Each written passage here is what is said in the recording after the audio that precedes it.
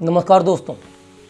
चंद्रयान-3 की सफल लैंडिंग का राजनीतिक श्रेय लेने की बेशर्म होड़ मची हुई है, लेकिन इस बेशर्म होड़ का पर्दाफाश करने के लिए ज़रूरी है इसरो वैज्ञानिक नंबी नारायण के बारे में जान लेना, क्योंकि चंद्रयान की सफलता में इसरो हीरो बने और नंबी नारायण की चर्चा न हो, ये तो पूरी तरह से गलत होगा। This is a great day for ISRO and India and also mankind.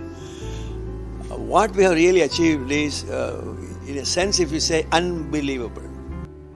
Nambi Narayan को इसरो क्या पूरा देश याद कर रहा होगा कि काश प्रसिद्ध वैज्ञानिक और तत्कालीन इसरो वैज्ञानिक नंबी नारायण को तत्कालीन कांग्रेस सरकार ने झूठे जासूसी के केस में फंसाकर जेल में न डाला होता तो भारत इस अभियान में कब का सफल हो जाता। ये वो समय था जब क्रायोजेनिक इंजन की जिज्ञासा लिए वैज्ञानिक इस दिशा में कदम बढ़ा रहे थे, लेकिन तत्कालीन केरल की कांग्रेस सरकार ने अमेरिकी प्रभाव में आकर नंबी के कदमों में बेड़ियां जड़ दी, 50-60 दिनों की यातनापूर्ण कैद में रखा और बाद में सिद्ध क्या हुआ कि उन पर लगाए गए सारे आरोप पूरी तरह से झूठे थे। बात 25 साल पुरानी है। केरल की राजधानी त्रिवेंद्रम की संकरी गलियों में जब पुलिस ने नंबी का दरवाजा खटखटाया था, तारीख थी 30 नवंबर 1994।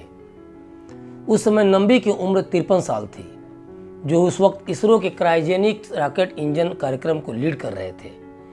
कुछ ही देर में नंबी पुलिस की गाड़ी में थे और गाड़ी पुलिस स्टेशन की तरफ बढ़ रही थी। जब वे पुलिस स्टेशन पहुंचे तो बेंच पर बैठे रहने के दौरान आने जाने वाले पुलिसकर्मी उन्हें घूरते रहे, जैसे उन्होंने कोई संगीन अपराध किया हो। बाद में उन्हें कब नींद आ गई पता ही नहीं चला। सुबह हुई तो पता चला कि वे गिरफ्तार हो चुके हैं। पुलिस स्टेशन में पत्रकारों की भारी भीड़ जमा हो चुकी थी और अखबार के पन्नों पर, मीडिया में हर जगह उनको नया नाम दिया जा चुका था, गद्दार। एक ऐसा गद्दार जिसने मालदीव की 2 महिलाओं के हनी ट्रैप में फंसकर रूस से भारत को मिलने वाली टेक्नोलॉजी दुश्मन देश पाकिस्तान को बेच दी थी। उसी दौरान केरल पुलिस ने मालदीव की एक महिला मरियम राशिदा को अपने वीजा में निर्धारित वक्त से ज़्यादा समय तक भारत में रहने के आरोप में गिरफ्तार किया था। राशिदा की गिरफ्तारी नंबी की गिरफ्तारी से 1 महीने पहले हुई थी और इसके कुछ महीनों बाद केरल पुलिस ने फौजिया हसन को गिरफ्तार किया। फौजिया मालदीव में एक बैंक में काम करती थी। उसी दौरान कुछ स्थानीय अखबारों ने अपनी खबरों में लिखा कि मालदीव की ये महिलाएं भारतीय रॉकेट से जुड़ी गुप्त जानकारियां चुराकर दुश्मन देश पाकिस्तान को बेच रही हैं और बदले में पाकिस्तान उन्हें मोटा पैसा देता है। और इस पूरे मामले में इसरो के वैज्ञानिकों की भी मिली भगत है। अखबार ये जानकारियां पुलिस से मिली जानकारी के आधार पर छापते थे। नंबी पर मालदीव की औरतों के हनी ट्रैप के शिकार होने का भी आरोप लगा। स्कैंडल और गिरफ्तारी के बाद नंबी की जिंदगी अब पहले जैसी नहीं रही। कल का वैज्ञानिक अब आए दिन अदालतों का चक्कर काट रहा था। दिल की देशभक्ति का जैसे कोर्ट मार्शल हो चुका था। वे बताते हैं, जज ने मुझसे पूछा क्या मैं अपना अपराध कबूल करूंगा, तो नंबी ने जज से कहा कौन सा अपराध। जज ने कहा यह सच है कि आपने टेक्नोलॉजी दूसरे देश तक पहुंचाई है। गहरे रंग की शर्ट और हल्के स्लेटी रंग की पैंट पहने पुलिस से घिरे हुए नंबी को 11 दिन की न्यायिक हिरासत में भेज दिया गया। नंबी नारायण का सिर झुका था कि आखिर मेरा गुनाह क्या है, लेकिन दिल में देश को लेकर एक सुकून कि मैं देश के लिए जिया मरा हूँ। और इस सुकून के साथ 53 साल का वो वैज्ञानिक अदालत की सीढ़ियों से नीचे उतरता जा रहा था। उस समय को याद करते हुए नंबी ने अपनी आत्मकथा में लिखा है, पहले तो मैं सदमे में था, लेकिन बाद में लगा जैसे मैं दिन में कोई सपना देख रहा हूँ। एक बार तो ये सब ऐसा लगा जैसे मैं कोई फिल्म देख रहा हूँ और वो फिल्म मेरे ही इर्द गिर्द घूम रही है। अब तक नंबी का चरित्र इज्जत की हत्या हो चुकी थी। पल भर में ही पूरी जिंदगी टुकड़ों में बिखर गई थी। नंबी पर भारत के ऑफिशियल सीक्रेट लॉ के उल्लंघन और करप्शन सहित कई अन्य मामले दर्ज किए गए। नंबी के साथ अधिकारियों ने वो सब किया जिन सबूतों की मान्यता भारतीय अदालतों में भी नहीं है। जांच करने वाले अधिकारी उन्हें पीटते थे। उन्हें एक बिस्तर से बांध दिया जाता था। 30-30 घंटे तक खड़े होकर उन्हें 5 अधिकारी सवालों का जवाब देने को मजबूर करते थे। कड़ी सुरक्षा वाले जेल में रखे गए नंबी नारायण के साथ कुछ खतरनाक अपराधी भी थे, जिनकी नज़र में नंबी कभी कसूरवार नहीं लगे। जब भी नंबी नारायण को अदालत में सुनवाई के लिए ले जाया जाता, भीड़ चिल्ला चिल्ला कर उन्हें गद्दार और जासूस बुलाती। आखिरकार जनवरी 1995 को नंबी को जमानत मिली। लगभग 11 बजे रात को वे अपने घर पहुंचे। पत्नी का नाम 2 बार पुकारा। उनकी पत्नी मीनाक्षी अम्मल एक अंधेरे कमरे में जमीन पर सो रही थी। नंबी याद करते हैं, उसने धीरे से करवट बदली, अपना सिर उठाया और चुपचाप मेरी आंखों में देखती रही। उसके चेहरे पर अजीब भाव थे, जैसे वो मुझे भयानक करते देख रही हो। इसके बाद वो जोर से चीख कर रोने लगी। चीख पूरे घर में गूंज उठी। ऐसी चीख मैंने पहले कभी नहीं सुनी थी, न किसी इंसान की और न ही किसी जानवर की। कुछ देर बाद वो चुप हो गई। पति के जेल जाने और उनकी गैर मौजूदगी से मीनाक्षी की मानसिक सेहत पर बहुत बुरा असर पड़ा था। गिरफ्तारी के बाद रोज मंदिर जाने वाली मीनाक्षी डिप्रेशन में चली गई और उन्होंने किसी से बात करना भी बंद कर दिया। बाद में सीबीआई ने सभी अभियुक्तों को क्लीन चिट देते हुए कहा कि न तो इसरो से गोपनीय कागज चुराने के सबूत हैं और न ही पैसों के लेन देन के। इसरो ने पूरे मामले पर एक आंतरिक जांच भी बैठाई थी, जिसकी रिपोर्ट में पता चला कि क्रायोजेनिक इंजन से जुड़ा कोई कागज गायब नहीं था। समय के साथ जख्म भर रहे थे। नंबी नारायण ने एक बार फिर इसरो में काम करना शुरू किया। हालांकि अभी भी उनकी परेशानियों का अंत नहीं हुआ। सीबीआई के मामला बंद किए जाने के बावजूद राज्य सरकार ने इसे दोबारा शुरू करने की कोशिश की और सुप्रीम कोर्ट तक गई, लेकिन साल 1998 में इसे पूरी तरह से खारिज कर दिया गया। इन सब के बाद नंबी नारायण ने गलत तरीके से उन्हें फंसाने के लिए केरल सरकार पर मुकदमा कर दिया। मुआवजे के तौर पर उन्हें 50 लाख रुपए दिए गए।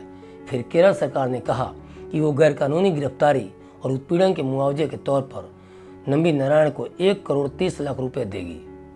नंबी नारायण ही नहीं, देश के कई ऐसे वैज्ञानिकों की मौतें आज भी रहस्य बनी हुई हैं, जिनके कारण देश आज बुलंदियों पर होता, जिससे दुनिया की बादशाहत खौफ खाती थी कि कहीं भारत उन देशों से आगे न निकल जाए। भारत के परमाणु कार्यक्रम के जनक वैज्ञानिक होमी जहांगीर भाभा का 24 जनवरी 1966 को न्यूयॉर्क जाते समय विमान दुर्घटना में निधन हो गया था।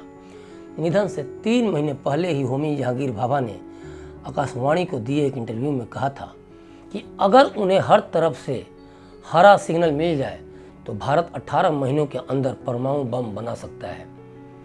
इस प्लेन क्रैश में होमी भाभा की मौत को लेकर कई ऐसे खुलासे और दावे किए गए जिन्होंने पूरे देश को चौंका दिया। साल 2008 में विदेशी पत्रकार ग्रेगरी डगलस की एक किताब कन्वर्सेशन विद द क्रो में डगलस और एक और CIA अफसर रॉबर्ट क्राउली की बातचीत का अंश डाला गया था। इसी के अंदर डगलस ने भारत के वैज्ञानिक होमी भाभा की मौत के पीछे अमेरिका की खुफिया एजेंसी CIA की साजिश होने का दावा किया गया। यहाँ तक कहा गया कि CIA ने भाभा की मौत की साजिश इसलिए रची क्योंकि अमेरिका नहीं चाहता था कि भारत के पास परमाणु शक्ति आ जाए। इसके पीछे थ्योरी दी गई कि अमेरिका भारत जैसे देशों से चिंतित था क्योंकि ऐसे देश हथियारों के साथ साथ परमाणु ताकत को हासिल करने की पूरी कोशिश कर रहे थे। भाभा का मानना था कि अगर भारत को वैश्विक शक्ति के रूप में आगे बढ़ना है तो अपनी परमाणु क्षमताओं को विकसित करना होगा और साथ ही एक एटम बम भी विकसित करना होगा। आज भारतीय अंतरिक्ष विज्ञान जहां भी है, उसकी कामयाबी के पीछे विक्रम साराभाई का बहुत बड़ा योगदान है, लेकिन उनकी मौत एक रहस्य बनकर रह गई। तमाम जांचों के बाद भी ये नहीं पता चल पाया कि विक्रम साराभाई की मौत कैसे हुई। विक्रम साराभाई ने आणविक ऊर्जा से इलेक्ट्रॉनिक्स और दूसरे सेक्टर में बड़ा योगदान दिया। साराभाई केरल में एक कार्यक्रम में गए थे, लेकिन वह अपने रिजॉर्ट्स के एक कमरे में मृत पाए गए। उस समय उनकी उम्र 52 साल थी। लोकनाथन महालिंगम को देश के प्रतिभावान वैज्ञानिकों में माना जाता रहा है। वे कर्नाटक के कैगा एटॉमिक पावर स्टेशन में कार्यरत थे, लेकिन उनकी मौत एक रहस्यमयी तरीके से हुई। वह जून 2008 में अपने घर में मॉर्निंग वॉक के लिए निकले थे, लेकिन दोबारा 5 दिन बाद उनका शव वापस आया।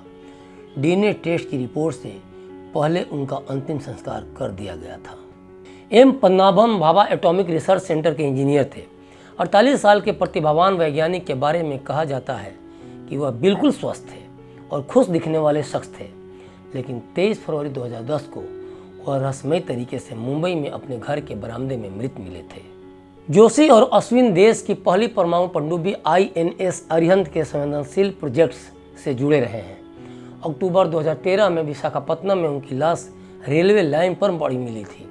वहाँ से कोई ट्रेन ही नहीं गुजरी थी, फिर भी उनकी बॉडी ऐसे दिख रही थी जैसे ट्रेन से कट गई हो। 34 साल के जोशी और 33 साल के अश्विन की मौत की पोस्टमार्टम जांच में ये पता चला कि उनकी मौत जहर से हुई है। उनकी मौत एक अबूझ पहेली की तरह रह गई और एक सवाल खड़ा कर गई कि हमारे वैज्ञानिकों के पीछे आखिर कौन है। इन वैज्ञानिकों के अलावा समय समय पर कई अन्य वैज्ञानिकों की मौत की खबरें भी आती रहीं। 2019 में इसरो के एक वरिष्ठ वैज्ञानिक का शव हैदराबाद स्थित फ्लैट के कमरे में मिला। वे इसरो के बालंगर स्थित नेशनल रिमोट सेंसिंग सेंटर में कार्यरत थे। एक अन्य मामले में इसरो के अहमदाबाद के स्पेस एप्लीकेशन सेंटर के पूर्व निदेशक तपन मिश्रा ने दावा किया था कि 2017 में उन्हें जहर दिया गया था।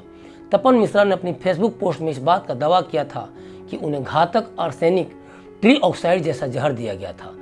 तपन मिश्रा ने अपनी फेसबुक पोस्ट में लिखा कि यह जहर उन्हें बेंगलुरु में प्रमोशन इंटरव्यू के समय दिए गए नाश्ते में मिलाकर दिया गया था। अपने फेसबुक पर लॉन्ग केप्ट सीक्रेट के नाम से उन्होंने एक लंबा पोस्ट लिखा था, जिसके कुछ लाइन्स हम आपको बता रहे हैं।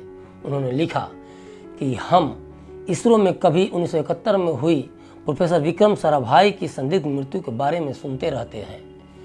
1999 में VSSC के निदेशक रहे डॉक्टर S श्रीनिवासन की अचानक मृत्यु पर संदेह को लेकर भी सुनते रहे हैं। 1994 में नंबी का मामला सर्वविदित है, लेकिन मैंने कभी नहीं सोचा था कि मैं इस तरह के रहस्य के अंत में रहूंगा। इसरो ही नहीं, परमाणु ऊर्जा विभाग में परमाणु वैज्ञानिकों की मौतों के मामले चौंकाने वाले रहे।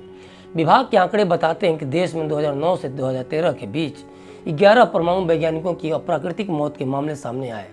विभाग की प्रयोगशालाओं और अनुसंधान केंद्रों में कार्यरत 8 वैज्ञानिकों और इंजीनियरों की विस्फोट में या समुद्र में डूबने से या फांसी पर लटकने से मौत हो गई। नंबी की जिंदगी को लेकर एक फिल्म भी बनी है, रॉकेटरी द नंबी इफेक्ट। ये फिल्म नंबी नारायण के वैज्ञानिक बनने की गाथा है और उन पर लगे झूठे आरोपों की वजह से उनको और उनके परिवार को जिस शारीरिक और मानसिक क्लेश से गुजरना पड़ा, उसकी कहानी भी यह फिल्म कहती है। फिल्म दिखाती है कि भारत के अंतरिक्ष विज्ञान के विकास में हमारे वैज्ञानिकों ने किस लगन और देश प्रेम के साथ काम किया है। नंबी नारायण हो या कोई और वैज्ञानिक, एक बड़ा सवाल उठता है कि आखिर कौन है इनके पीछे।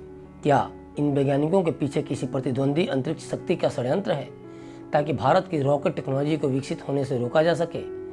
क्योंकि बाद में यही तकनीक अंतरिक्ष में भारत की सफलता के लिए वरदान साबित हुई। या इसके पीछे वो देश हैं जो भारत के कम खर्च में सैटेलाइट लॉन्च करने से घबराए हुए हैं? या फिर ये सिर्फ भारत में व्याप्त भ्रष्टाचार का नतीजा है? नंबी नारायण और उनके जैसे कई वैज्ञानिक चाहते तो आराम से अमेरिका जाकर करोड़ों अरबों रुपए कमाते और वहाँ के अंतरिक्ष विज्ञान को समृद्ध करते। चांद के जिस साउथ पोल पर आज कोई देश नहीं पहुंचा, वहाँ आज भारत ने कदम रख दिया है। नंबी जैसे वैज्ञानिकों के कारण ही भारत ने इस नामुमकिन को मुमकिन कर दिखाया है। देखते रहिए क्लिक इंडिया। शुक्रिया।